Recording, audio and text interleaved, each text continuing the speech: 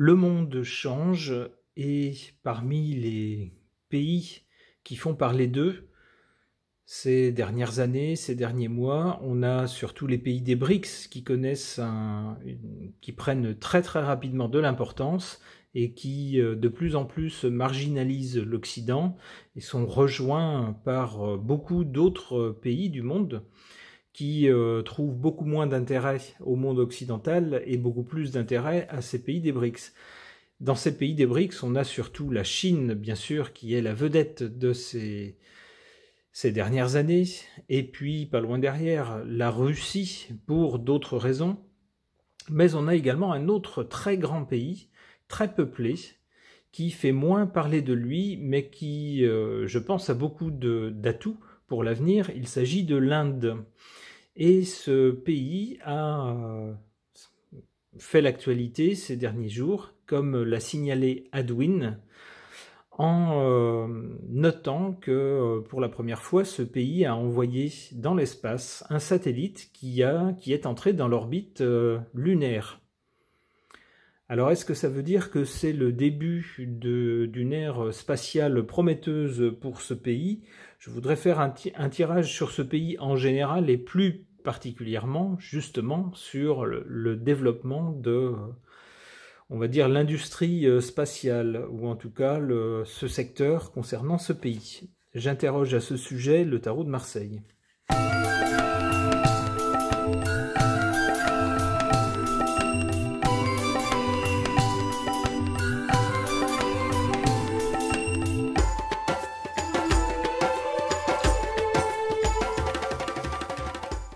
En carte centrale, on a bien la roue de fortune qui représente un changement pour ce pays.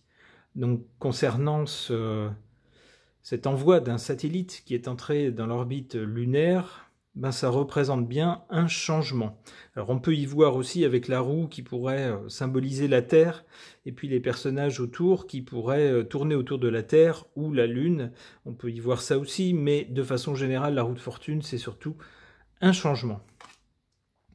Un changement par rapport à quoi? Eh bien, ici du côté du passé, avec la Maison Dieu, on a quelque chose d'assez violent, quelque chose d'assez fracassant. Alors on peut y voir peut-être du côté du passé la prise d'indépendance de ce pays qui a représenté un changement notable dans l'histoire de ces territoires. Avec, on le voit, des gens qui sont chassés du pouvoir, qui tombent à terre. En particulier une couronne, ça pourrait être la couronne britannique, par exemple. Bon. Du côté de l'avenir, eh bien, on ne pourrait pas coller plus à l'actualité. On a la carte de la Lune. Alors que le tirage est bien au sujet de la conquête spatiale. Bon, je pense que ça répond tout à fait à la question qu'on se pose. On a bien la Lune ici du côté de l'avenir.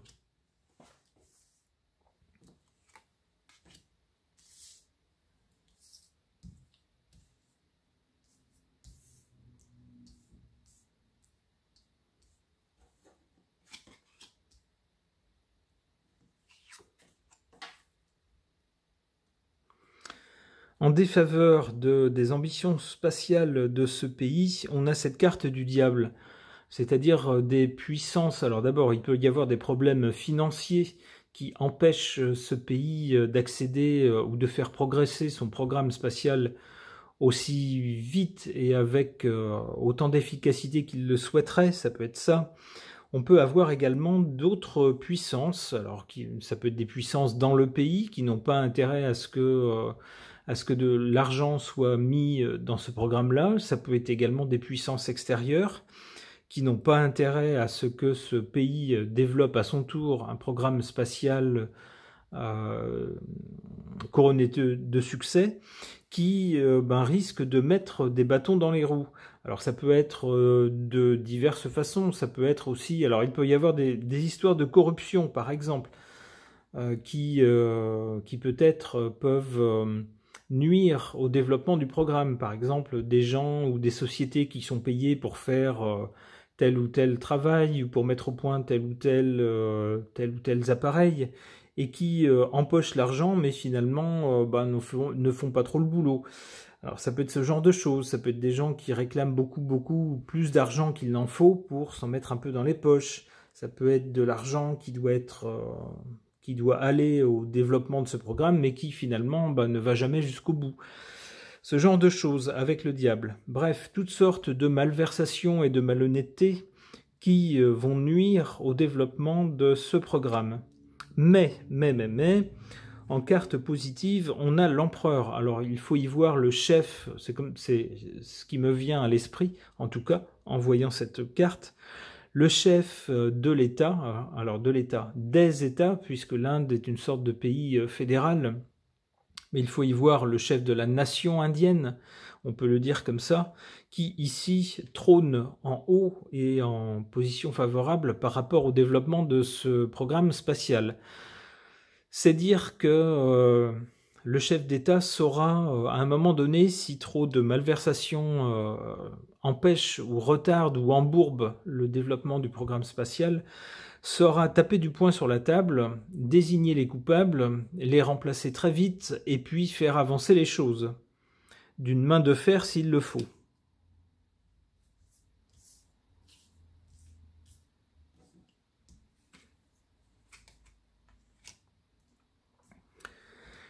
Alors ici, avec la Lune, sur la Lune, on a cette carte du pape. Alors il est possible qu'avec les succès engrangés par ce pays qui jadis était considéré comme un pays sous-développé et qui maintenant envoie des satellites, en tout cas au moins un, avec succès dans l'orbite lunaire, il est possible que ce genre de succès devienne une sorte de fierté, de religion pour le pays, si j'ose dire. C'est-à-dire, nous aussi on est capable, nous aussi on développe un programme spatial, donc on est capable de montrer la voie pour d'autres pays à notre tour. Hein, on peut créer notre propre voie, avoir notre propre doctrine, elle fonctionne, on voit qu'il y a des succès, donc on peut inspirer d'autres gens, d'autres pays avec ces succès-là.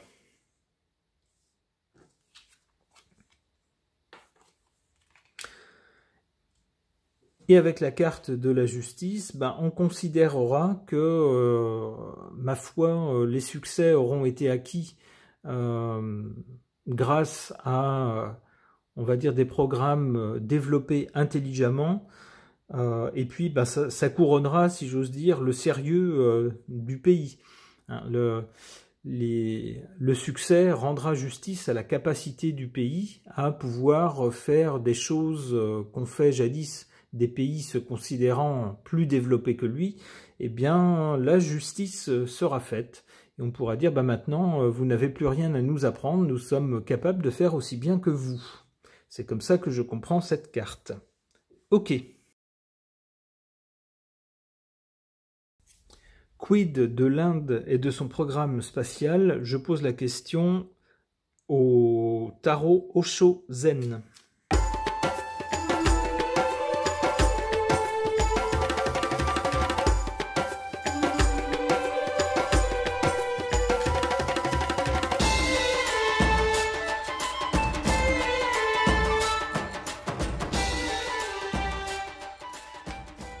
En carte centrale, on a cette carte qui nous dit « Nous sommes le monde ».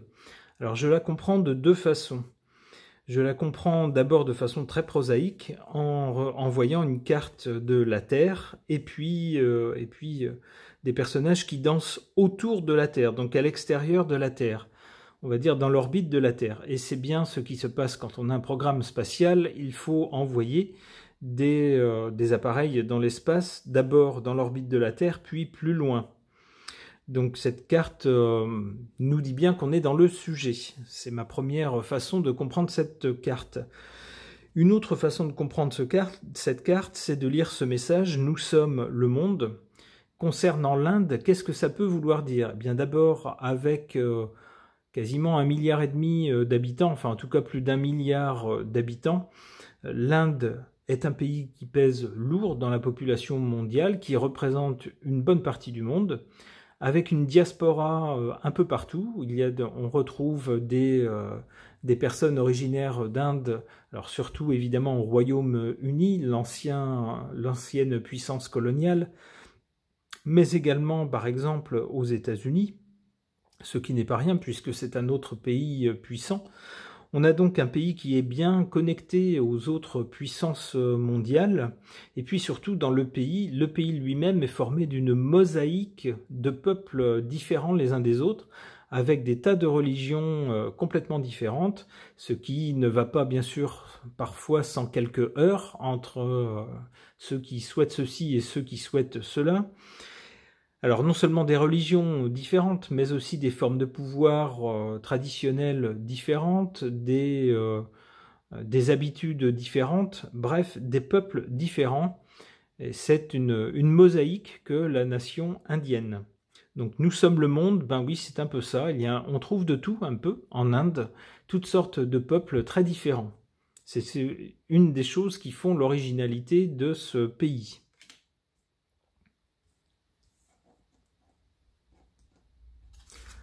Du côté de la cause, ici, ou du passé, j'y vois plutôt, avec cette carte de l'aventure, on voit un petit enfant qui semble partir à l'aventure vers la lumière. Eh bien, j'y verrais bien une image de ce pays qui part, qui se lance dans l'aventure spatiale, justement, et qui, à ce stade, n'est encore qu'un enfant, puisque ce pays en est à ses débuts, à ses balbutiements, dans l'exploration de l'espace. Donc j'y vois bien le début de l'aventure spatiale pour ce pays.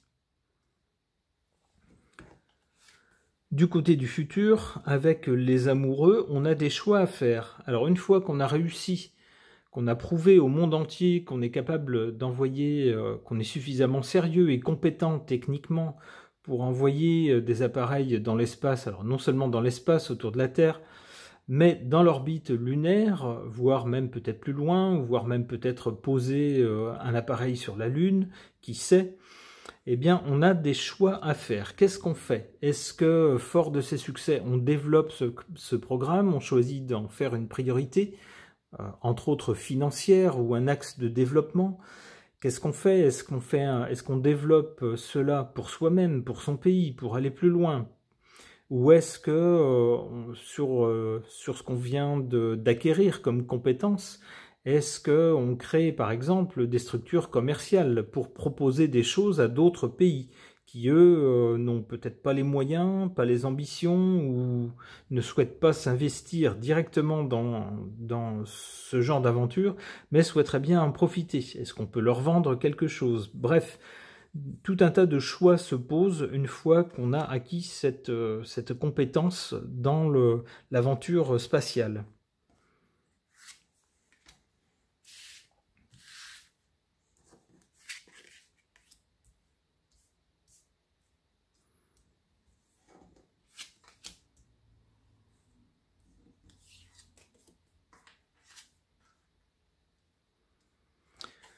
Alors, en défaveur de l'aventure spatiale, de la conquête spatiale de l'Inde, on a cette carte des compromis. C'est-à-dire que même si c'est un domaine dans lequel ils viennent d'avoir un grand succès, la preuve, ici en Europe, on en parle. D'ailleurs, je pense qu'on en parle partout dans le monde. Ça a été remarqué partout dans le monde, donc c'est vraiment un succès notable. On est bien évidemment tenté de poursuivre l'expérience et puis de mettre un peu tous les œufs dans ce panier-là, ce panier de l'aventure spatiale. Mais, il ne faut pas s'emballer. Et puis, il y a également d'autres secteurs, sans doute, lorsqu'on gouverne un pays, qu'on ne peut pas laisser tomber. On ne peut pas tout mettre sur un secteur. Il faut aussi penser au développement de la population. Par exemple, s'assurer qu'il y ait des plans d'urbanisme pour le développement des villes, avec des réseaux d'eau potable, avec des réseaux de communication, alors que ce soit des communications terrestres, avec des routes suffisamment carrossables et suffisamment en bon état pour absorber le flot et le volume de circulation, suivant le développement d'ailleurs des agglomérations. Il faut aussi voir tout ce qui est approvisionnement en énergie. Il faut aussi voir aussi le développement harmonieux d'un système éducatif, entre autres. Bref, toutes sortes de choses pour lesquelles il faut de l'argent. Ça peut être aussi l'armée, je pense à l'antagonisme qu'il y a entre l'Inde et puis son voisin de l'Ouest. Bon, à cause duquel il faut toujours penser à avoir une armée capable de défendre le pays.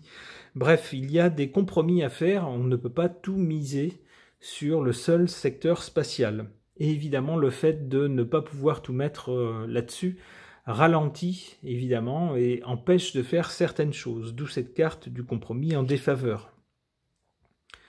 Néanmoins, on a en carte favorable cette carte qui dit de suivre le courant, c'est-à-dire, on a eu cette idée, cette ambition de développer un programme spatial. Alors, il y a eu, si j'ai bien compris, au moins un essai infructueux, mais on ne s'est pas laissé abattre, on a continué. Et puis, cette fois-ci, il y a un succès. Eh bien, suivons le courant. Alors, sans forcer les choses, sans s'exciter outre mesure, mais sans non plus s'arrêter là, en se disant, voilà, c'est bien, et puis maintenant on s'arrête là. Non, on suit le courant, on continue.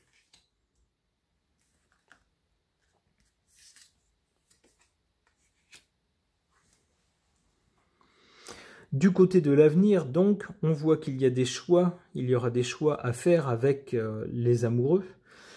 Et là-dessus tombe la carte de l'intensité, c'est dire si les choix seront importants, les choix que fera ce pays par rapport au développement de son programme spatial.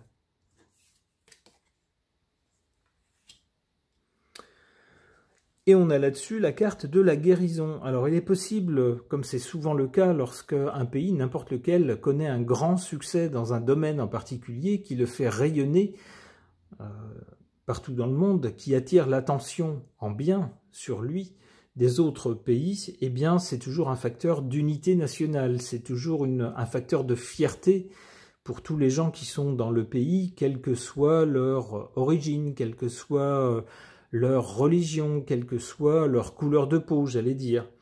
Eh bien, évidemment, lorsque la situation va mieux, lorsqu'il y a des motifs de fierté qui touchent tout le monde dans le pays, indépendamment des groupes auxquels on peut, alors plus ou moins artificiels les groupes auxquels on peut appartenir, eh bien c'est un facteur de guérison pour le pays. Les maux, on va dire, les blessures se referment au moins pendant un temps, si ce n'est définitivement, et puis tout le monde est fier d'appartenir à ce pays qui a connu ce grand succès. Eh bien, c'est tout ce que je souhaite pour l'Inde à l'avenir avec le développement de ce programme spatial.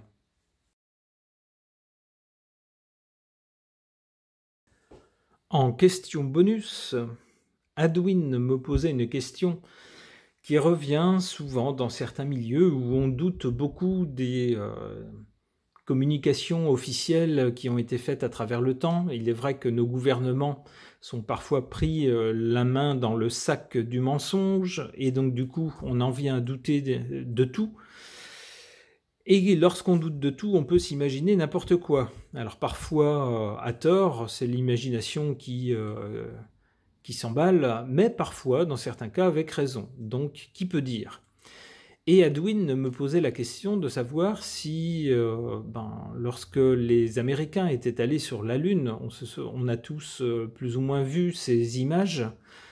Les gens de ma génération étaient à peine nés lorsque c'est arrivé, donc c'est un peu loin maintenant, mais on les voit en vidéo.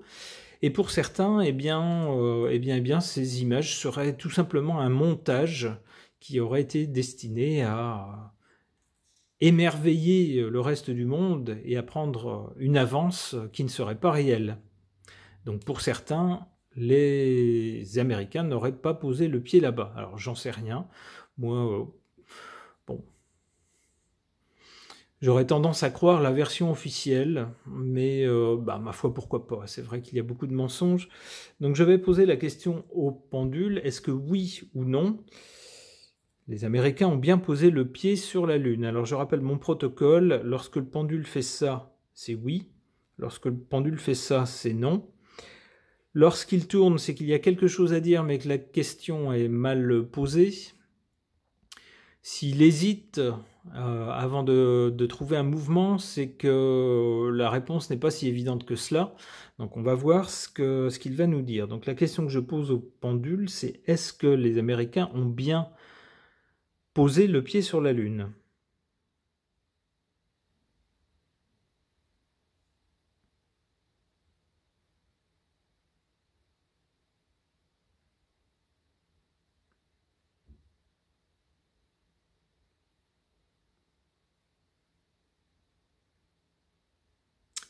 Eh bien la réponse est oui. Si je me fie au pendule, la réponse est oui. Ok. Cette séance de pendule et ce tirage de cartes sont maintenant terminés. Merci de les avoir suivis.